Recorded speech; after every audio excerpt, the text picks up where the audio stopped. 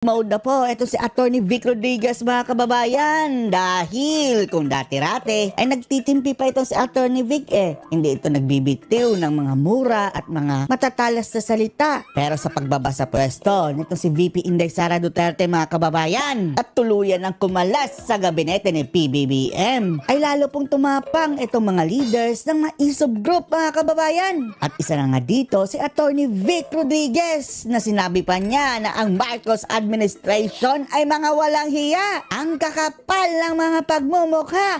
Lustay ng lustay. Akala sa kanila ang pera. Panoorin po natin mga kababayan. Talagang walang hiyaan See? Talagang kapalan ng mukha. Kapalan ng mukha. Imaginin mo, kwinestyon sa isang programa sa SMNI. Walang hiyaan daw ha. Kapalan ng mukha. Kung paano ginagamit ang pondo doon sa Office of the Speaker, anong ginawa? Ikinulong si Lorraine, ikinulong si Eric.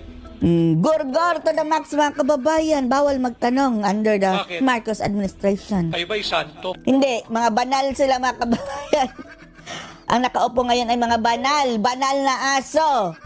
Santo pala, santong kabayo. Ay, hindi pwedeng tanongin. Ang soberanya Holy cow. ay ang Pilipino. Tayo ang soberanya. At karapatan nating dapat nating malaman kung paano ninyo, di bali kung ginagastos kung paano ninyo linulustay. Lustay to the max. Kada 5 na nagmumula sa buwis ng mga pinagpapawisang Pilipino araw-araw para lang kumita at merong may uwing pagkain sa kanilang pamilya. Isipin nyo na lang mga kababayan ha, kung sa mga development program ang pinag-uusapan mga kababayan, wala. Sa infrastructure, wala rin. Wala na mga big ticket infrastructure Yung mga serbisyo talagang nakakapag-unlad sa ating ekonomiya, nakakapag-unlad sa bayan, wala daw. Wala dahil wala raw budget mga kababayan, wala daw pera sa ating bansa. Pero mayroon po silang pera para sa ayuda, 500 billion pa nga. Oh, Diyos mio. Dahil dito sa ayuda mga kababayan, bukod sa magagamit nila ito para pampapogi sa kanila sarili, ay malaki din daw ang kanilang tapyas dyan. Ay nako, ang kakapal. Yan ang pakiramdam ko. At alam ko, pakiramdam din ng maraming Pilipino. Saan kayo kumukuha ng kapal na muka at kapal ng apo? Kapal ang apo. Lustayin yung pera Apo ng lustay. Pilipino. Kasi nakita natin napakalaking kapangyarihan ng Pangulong ito, di ba? At nakita din natin, doon sa 2 taon na iyon, na hindi siya pwedeng pagkatiwalaan, na nagkamali tayo sa pagbigay ng tiwala. Traidor galawang traidor pa mga kababayan ha. Taksil sa mga sinumpaang pangako.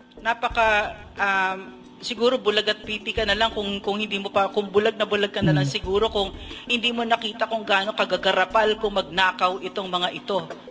Ewan na natin itong mga sumusuporta kay PBBM. Bulag-bulagan pa ba ito? Anong masasabi niyo dito sa kaliwat ka ng paglulustay ng pera? Eto sa ayuda pa lang, example na lang ha. Not to mention yung iba pang mga pinaggagawa nila. Yung travels, kaliwat ka ng travels. At yung talagang garapalang pagwawaldas ng pera ng bayan, mga kababayan. Bulag ba sila?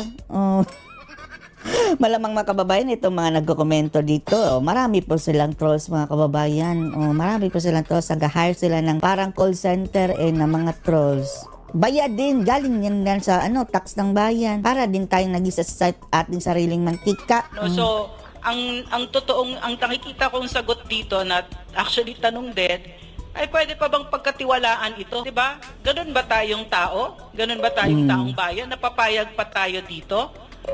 Magbabago ba ito si Bongbong Marcos na bigla na lang magkakaroon sila ng hiya sa Pilipino? Pinakita na nga nila, wala silang kapasidad mahiya sa Pilipino. Mga walang hiya daw. So, sa tingin mo, dahil nag-resign si VP, mapupuno sila ng kahihiyan bigla? Hindi. We cannot ask these people to be what they're kapal not. ng mukha garapalan na talaga They're not public servants. Bulag, pipi at bingi. What they are thieves. Mga magnanakaw, itong mga ito. Hindi sila mga public servants, napakababa ng tingin sa mahihirap. Isipin nyo na lang ha, yung mga mahihirap natin kababayan, bebentahan nila ng mga malapit ng mabulok na bigas.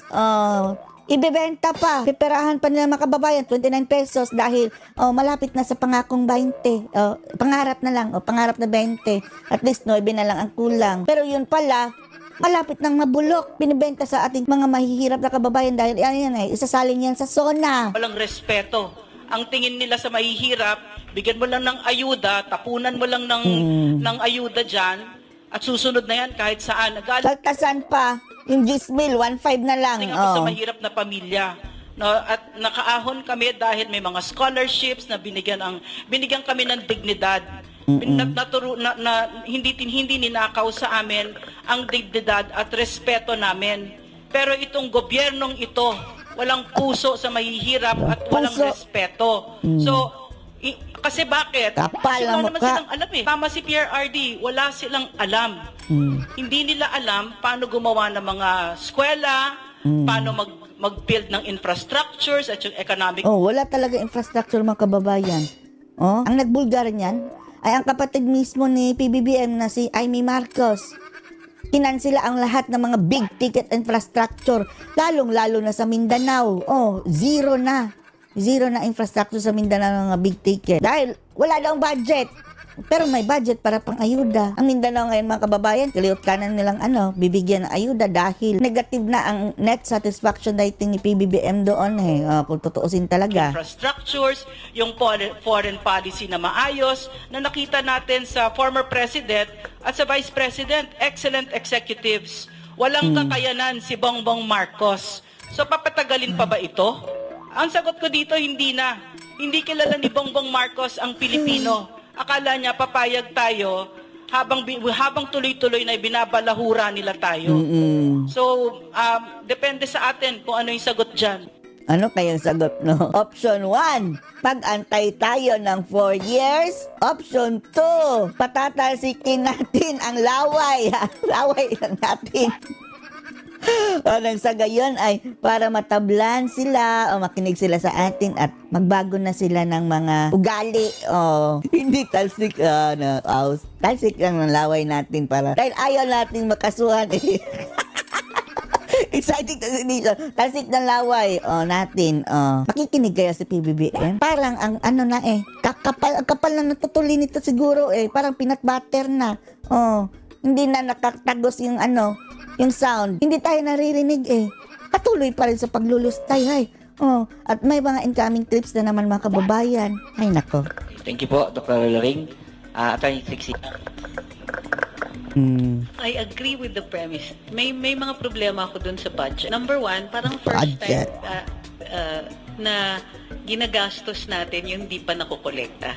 Kasi that's what unprogrammed funds are. Oo. Normally, gagawan mo ng budget yan, yung pera na nasa treasury na. So, bilang yan, gagawan mo yung budget na yan. Kaya nga, kahit kami, nung first few months namin, gumagawa kami ng budget for the next year, talagang sinabihan kami, walang pera. Hindi pa nakokolekta ang budget mga kababayan, mayroon na silang paggagastusan. Tapos may plan B pa sila. Kung hindi daw ma-meet yung budget na kailangan nila, hindi makokolekta via tax sa atin o sa BII, ay uutang na naman. Uy, para may pambigay ng ayuda. Ayuda pa more. At sa taong ito mga kababayan, mas mataas pa ang budget nila. Naging 6 trillion na mga kababayan last year.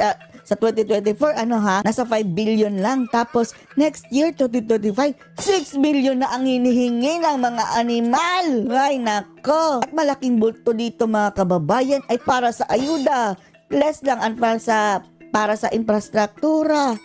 At halos kalahati nito mga kababayan ay uutangin na naman natin. Ang sikip ng mga budget ng bawat department, pero wala at any point na nagsabi na pwede niyong gamitin yung on-program funds. Ngayon lang po nangyari yun. Kung ordinaryong mamamayan ka or ordinaryong kawani ka ng gobyerno, andun ka sa isang ahensya, gagastos ka para sa proyekto, pero hindi naka-certify na funds available, either wala kang proyekto o COA ka. Pero dito, on a national scale, bilyon ang ginagastos, pwede nilang gawin. Pailalim. Kung sila okay lang. Paano lumusot itong 500 billion na ayuda? Ay, nako. So, number one. Number two, worried ako dun sa ayuda fund kasi walang development Walang mga proyekto na Sinakripisyo ang mga magsusulong development para sa ating ayuda. national interest. Walang bagong kalye na gawa ng ayuda funds na yon. Walang suporta sa industriya at pinaka-significant sa lahat, walang suporta sa agrikultura. Ang nakakainis dyan, in-announce pa ng kalihim ng agrikultura na 2 billion lang ang kailangan para ayusin ang supply and logistics system. Oo, di ba? Yung 2 billion na hinihingi mga kababayan para sa supplies and logistics systems na nakakatulong para sa development, o mayroong return yan. Wala daw budget. Maumpisahan man lang. Pero may budget sa 500 billion. Ilan ang nilaan natin para sa ayuda? 500 billion. Kukurot ka na lang ng 2 billion, maaayos natin yung pagkain natin. Pero, Tapos ang mga pagmumukha nitong si Romualdez, no? Kung namimigay sila ng ayuda, yung mga supot-supot na bigas, ay parang proud. Oo, ang tataba ng mga pisngi, mga kababayan, at ang labi, lawit na. Pawis pa sila mga kababayan dahil outdoor ginagawa ito. Walang aircon. nilalapit tayo sa giyera, di pa natin kaya pakainin sarili natin, magbibigay tayo ng ayuda na hindi magresulta ng negosyo, trabaho, hindi maaangat ang kahirapan. Ang sabi nga mga kababayan, ang mas nangangailangan ng ayuda ay itong mga politiko. Dahil sila talaga ang mas nakaka-benefit dito. Walang bagong school building, walang internet na maayos, di ba? Hindi Lahat na, mahal ang ng panibagong mga trabaho. mga bilihin. So, ang problema ko sa budget na ito, hindi lang yung humihingi sila more, pero humihingi sila more for the detriment of the country. Ubos ang pera ng bayan. 2 years pa lang mga kababayan, ganito na ang mga ugali ng mga jablong ito. Paano na lang kung mananatilig sila sa pwesto forever dahil ang plano balak nilang mag-charter change at balak nilang ayaw nang bumaba katulad ng ginawa ng tatay. Lustay ng lustay until sa kaapu-apuhan ng mga Marcos. Siguro gawin na lang nating Ferdinand Marcos country ito. Kasi mga kababayan wala nang balak bumaba mga kababayan, nagpaplano na ng martial law para walang eleksyon. Nagpaplano ng charter change. So ano pong masasabi nyo dito? Post or comments below.